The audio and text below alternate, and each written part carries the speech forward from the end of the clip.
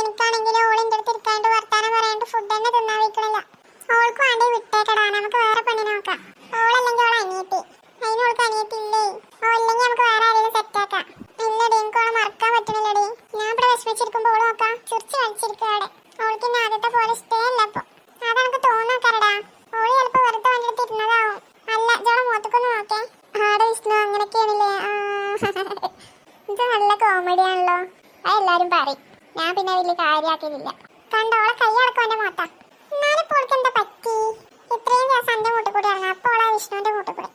അതിനടി ഞാനും പറഞ്ഞേ എന്തോ ഒരു പ്രശ്നമുണ്ട്.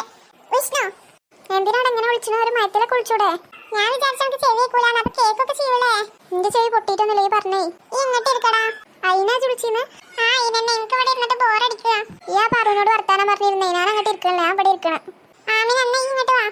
ഞാൻ ഇവിടെ ഇരിക്കണ വിഷ്ണുവിന്റെ അടുത്ത്. ഓ നല്ല കോമഡിയാണേ. അപ്പൊ ഞാൻ വിചാരിച്ചാണ് ഇജ്ജ് പറ ആമിന. എന്നിട്ട് ശരിയാണല്ലോ, ഈ ആമിനാക്ക് എന്ത് പറ്റി?